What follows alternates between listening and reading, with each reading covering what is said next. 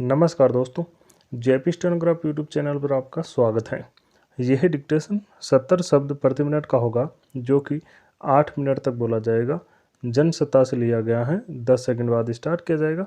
दोस्तों, इस डिक्टेशन का PDF आपको टेलीग्राम चैनल पर मिलेगा, जिसका लिंक डिस्क्रिप्शन में दिया हुआ है। आप वहाँ से जाके डाउनलोड कर सकते हैं, साथ ही टेलीग्राम ग्रुप भी ज्वाइन कर सकते हैं। Ready, start. कतर की अदालत द्वारा भारतीय नौसेना के 8 पूर्व अधिकारियों को फांसी की सजा सुनाए जाने को लेकर भारत सरकार की चिंता स्वाभाविक है। ये सभी अधिकारी कतर की एक निजी नौसेना कंपनी में नौकरी करने गए थे। वह कंपनी कतर की नौसेना को प्रशिक्षण देती है, मगर पिछले साल कतर पुलिस ने इन अधिकारियों को इस आरोप में गिरफ्तार कर लिया कि वे इजराइल के लिए कतर की पनडुब्बी परियोजना की जासूसी कर रहे थे। इन्होंने कई बार जमानत की अर्जी लगाई, मगर हर बार उसे खारिज कर दिया गया। अब वहाँ की अदालत ने इन अधिकारियों को फांसी की सजा सुना दी है। भारत सरकार का कहना है कि वह उनके परिजनों से लगातार संपर्क में है और कतर में उन्हें जो भी राजनयिक मदद मुहैया कराई जा सकती है, सब कराई जाएगी। हालांकि कतर की तरफ से इन अधिकारियों के संबंध में भारत को कोई भी जानकारी उपलब्ध नहीं कराई गई है।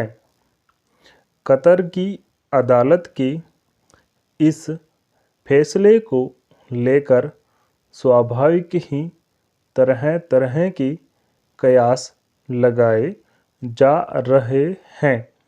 इजराइल और हमास के बीच चल रही जंग के बीच इस फैसले को भारत के विरुद्ध बदले की भावना से उठाए गए कदम के रूप में भी देखा जा रहा है। कुछ लोग इसमें पाकिस्तानी खुफिया एजेंसी ISI की साजिश भी मान रहे हैं। कतर कट्टर इस्लामिक देश है। आपराधिक मामलों को लेकर वहाँ के कानून बेहद सख्त हैं। जासूसी के लिए वहाँ के कानून के मुताबिक फांसी की सजा मुकर्रर है। अब भारत सरकार का नैतिक दायित्व है कि वह अपने नागरिकों के बचाव में अंतर्राष्ट्रीय अदालत में अपील करे।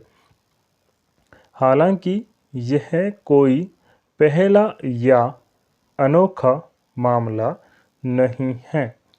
ज़्यादातर देश अपने यहाँ काम कर रहे विदेशी नागरिकों को शक की नज़र से देखते हैं, खासकर दुश्मन देश के नागरिकों पर जासूसी का आरोप लगाकर सजा सुनाने के मामले अक्सर सामने आ जाते हैं।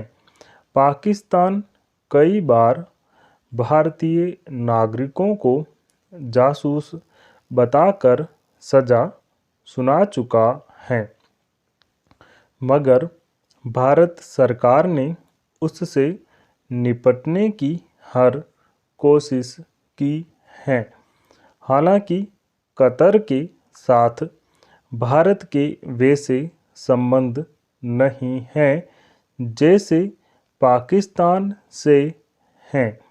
कतर की कुल आबादी का करीब 1/4 हिस्सा भारतीय नागरिकों का है जो वहाँ काम करते हैं। कतर भारत का सबसे बड़ा गैस निर्यातक है। इस तरह दोनों के बीच कभी कोई तलखी भी नहीं देखी गई, मगर हाल के कुछ वर्षों में जैसी स्थितियां बनी हैं और इजराइल से भारत की नज़दीकी बढ़ी हैं, उसमें कतर का रुख कुछ बदला हुआ नज़र आने लगा है। कतर फिलिस्तीन का समर्थक है और इजराइल उसे फूटी आँखों नहीं सुहाता। वह इस्लाम के विरुद्ध किसी भी कदम को बर्दाश्त नहीं करता। ऐसे में जब भारत ने हमास के हमले की निंदा की तो उसे नागवार गुजरा होगा। फिर मध्य पूर्व से होकर भारत के व्यापारिक मार्ग खुलने को लेकर भी वह नाखुश रहता है।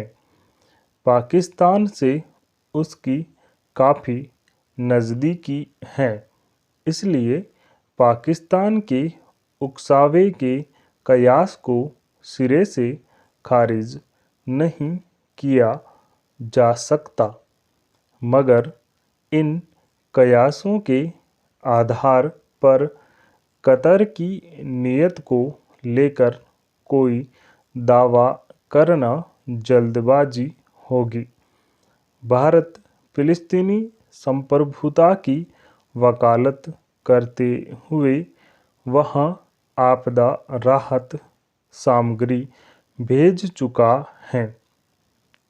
फिलहाल भारत के सामने प्रमुख समस्या है कि वह कैसे अपने नागरिकों को फांसी की सज़ा से बचाए। इसके लिए कूटनीतिक प्रयासों के साथ साथ अंतर्राष्ट्रीय अदालत में भी पुरजोर तरीके से अपना पक्ष रखना पड़ेगा। स्टॉप।